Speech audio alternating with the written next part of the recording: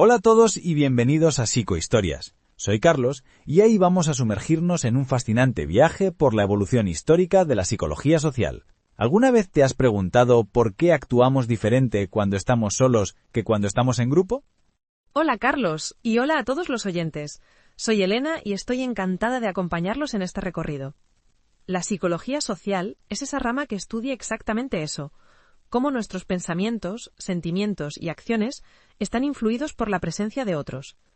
¿Te imaginas cantando igual de fuerte en la ducha que frente a un público en un concierto?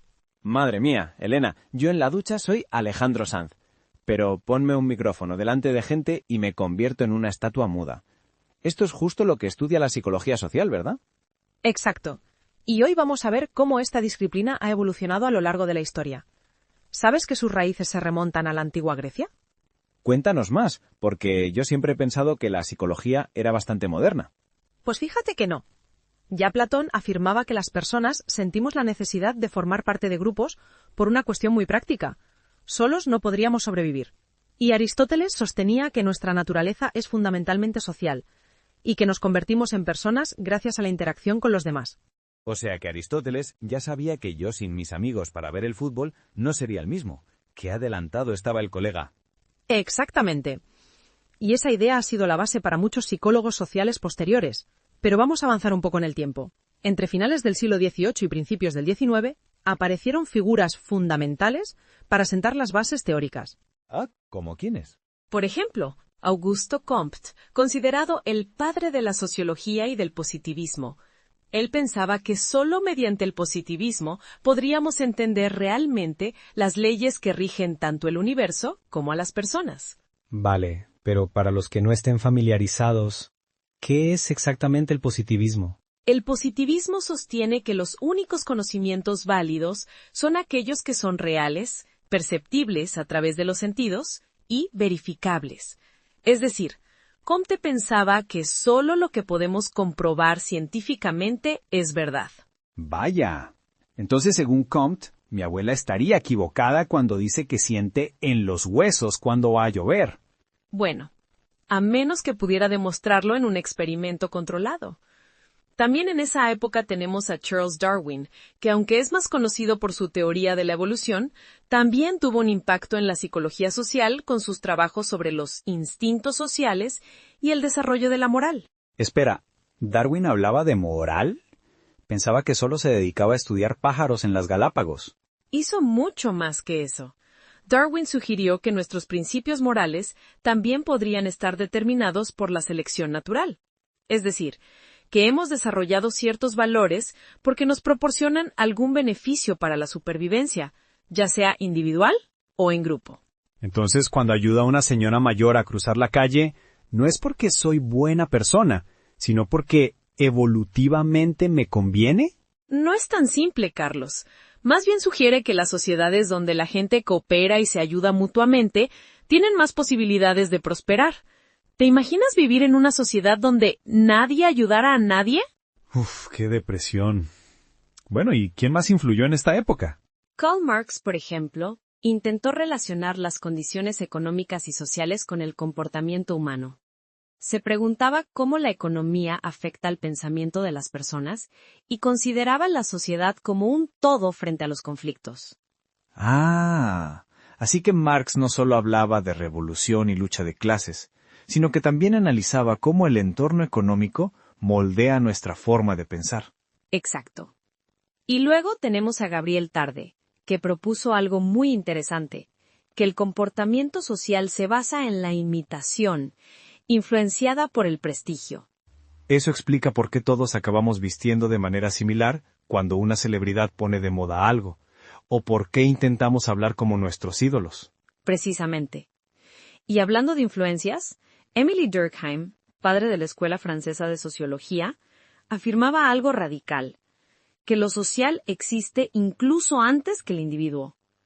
Para él, los hechos sociales son externos a nosotros, compartidos, y determinan nuestra conducta. Eso me suena a que no tenemos tanta libertad como creemos. ¿Me estás diciendo que la sociedad ya decidió por mí antes de que yo naciera? En cierto modo, sí. Durkheim contribuyó a la idea de la mente de grupo. ese acuerdo colectivo sobre normas y valores que permite a personas distintas compartir una perspectiva común. Ya veo. ¿Y cómo entró todo esto en la psicología propiamente dicha? Bueno, un gran salto lo dio Wilhelm Wundt, quien no solo fundó la psicología como ciencia experimental, sino que también desarrolló lo que llamó psicología de los pueblos. Él creía que existía un espíritu colectivo por encima de los individuos. Y ese fue el primero en usar el método científico en psicología, ¿no? Recuerdo haber leído que montó el primer laboratorio de psicología experimental del mundo. ¿Correcto? Wundt estaba convencido de que era imposible estudiar los procesos mentales solo preguntando a la gente cómo se sentía. Insistía en que necesitábamos el método científico para saber qué pasaba realmente dentro de la mente. Pero lo más fascinante es que ya entonces Wundt pensaba que procesos como el pensamiento y el lenguaje son el resultado de procesos colectivos y sociales. Así es. Y luego está Gustav Le Bon, autor de La psicología de las masas.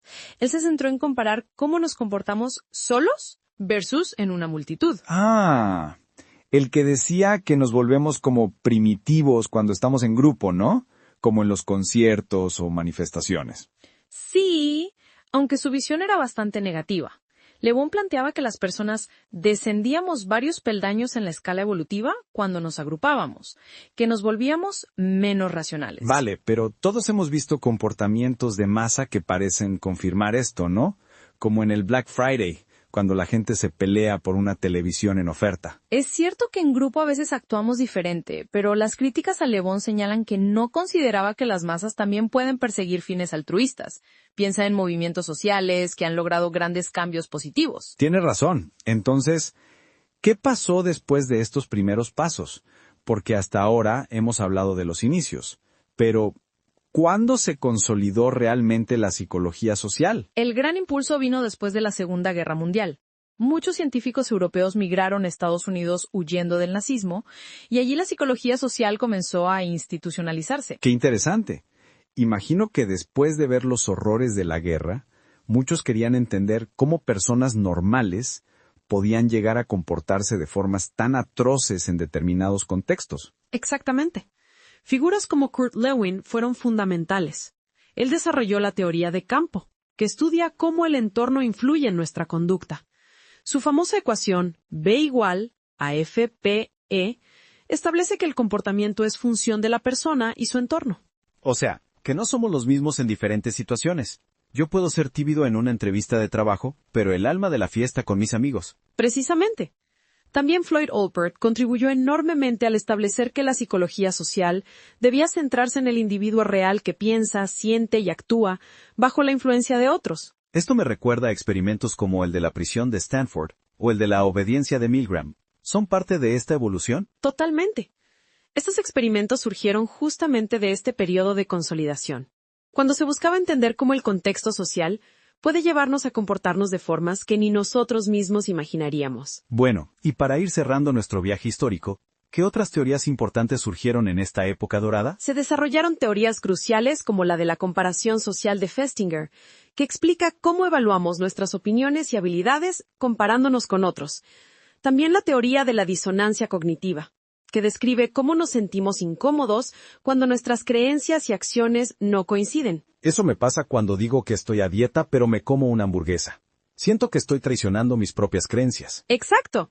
Y por último, no podemos olvidar los estudios sobre el autoritarismo, que intentaban explicar fenómenos como el fascismo desde una perspectiva psicosocial.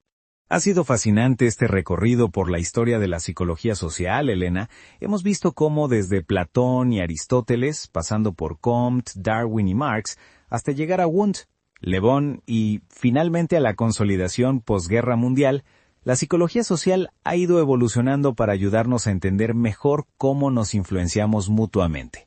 Así es, Carlos. Y lo más increíble es que estas ideas siguen siendo relevantes hoy día para entender fenómenos como las redes sociales, la polarización política o incluso por qué compramos lo que compramos. Y pensar que todo empezó con filósofos preguntándose por qué necesitamos vivir en sociedad. Bueno, amigos, esperamos que ya hayáis disfrutado de este episodio de Psicohistorias. Os esperamos en el próximo. Gracias por escucharnos. No olviden seguirnos en sus plataformas favoritas para más contenido sobre psicología social y otros temas fascinantes. Hasta la próxima.